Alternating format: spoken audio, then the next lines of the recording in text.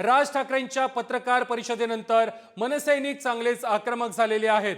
हिंदी सक्ती विरोधात मनसैनिक दादरच्या साने गुरुजी शाळेमध्ये पोहोचलेले आहेत। मनसे नेते यशवंत किल्लेदार यांची शाळेच्या मुख्याध्यापकांशी सध्या चर्चा सुरू आहे।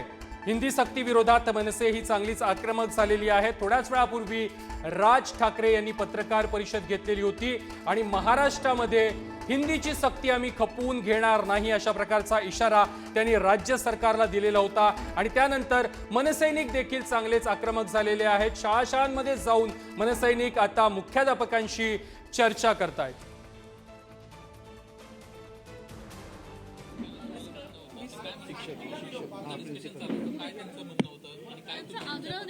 आग्रह हा आहे की हिंदीची सक्ती नसावी, हा आग्रह आहे। कारण मराठी भाषा आहे, महाराष्ट्र आहे, तर ते टिकवावं आणि हिंदीमुळे भीती आहे की ती मराठी भाषा साईडलाईन होऊ शकते, तर तसं नाही व्हावं हीच इच्छा आहे साहेबांची। पण आपल्याला पण सरकारची काय मानसिकता आहे ही अजून कळालेली नाही। यामागे हिंदी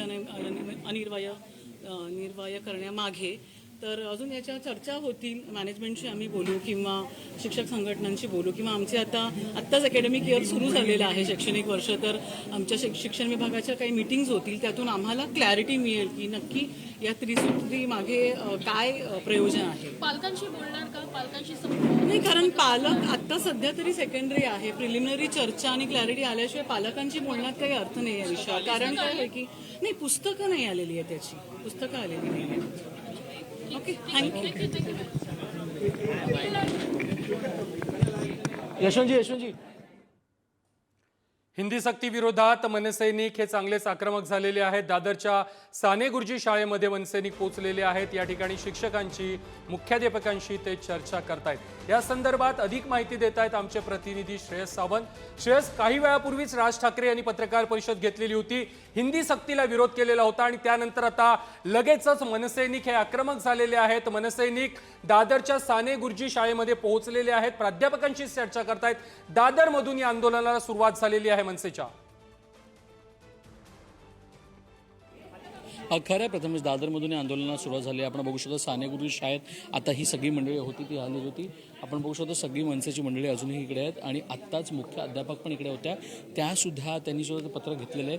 त्यांनी सुद्धा हेच म्हटलेलं की अनेक गोष्टींचे खुलासे व्हायला हवेत, अनेक गोष्टी व्हायला हव्यात। कारण एकंदर पाहायला गेलं तर जिकडे भाषा आहे तिकडे भाषा किती महत्त्वाची आहे आणि ती जर महत्त्वाची असेल मग ती का पहिली बाजू शिकवली जाते, हे सगळ्यात महत्त्वाचं वक्तव्य देखील प्रिन्सिपल यांनी केलं आहे, मुख्याध्यापकांनी केलं आहे। त्यासोबत आपण बघतो तर मनसेचे अनेक पदाधिकारी अनेक शाळेत चाललेत, त्याच्यातून ही पहिली शाळा आहे साने गुरुजी शाळा दादरमधली, जिकडे आता यशवंत किल्लेदार आले होते आणि त्यांनी ठाम सांगितलंय की रस्त्यावरची लढाई आम्ही लढू, पण ज्या आतल्या गोष्टी आहेत जिकडे मुलांना शिकवलं गेलं पाहिजे ती लढाई आता मुख्याध्यापकांना लढली पाहिजेत आणि जर नाही लढली तर आक्रमक पवित्रा आमचा दिसेल।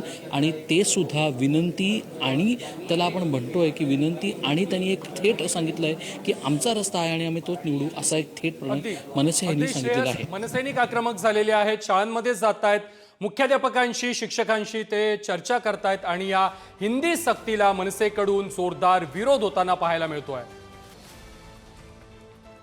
हे दृश्य आपण पाहतोय, मनसैनिक दादरमधील साने गुरुजी शाळेमध्ये पोहोचलेले होते। या ठिकाणी त्यांनी मुख्याध्यापकांशी चर्चा केलेली आहे आणि हिंदी सक्तीला विरोध हा मनसेचा पाहायला मिळतोय। राज ठाकरे यांनी थोड्या वेळापूर्वीच पत्रकार परिषद घेतलेली होती आणि त्यानंतर लगेचच दादरमधून मनसेच्या या आंदोलनाला, या मोहिमेला सुरुवात झालेली आहे आणि शाळांमध्ये जाऊन मनसैनिक हे मुख्याध्यापकांशी चर्चा करणार आहेत। त्याचा सामुदायिक स्वरूपाचा नक्कीच फायदा ह्या विषयासाठी हिंदी सक्तीच्या विरोधासाठी होईल, असं साधारण त्यांनी काही सजेशन्स दिलेले आहेत। त्या आमच्या मताशी ते सहमत आहेत एकंदर, असं त्यांनी एकंदर मला सांगितलं।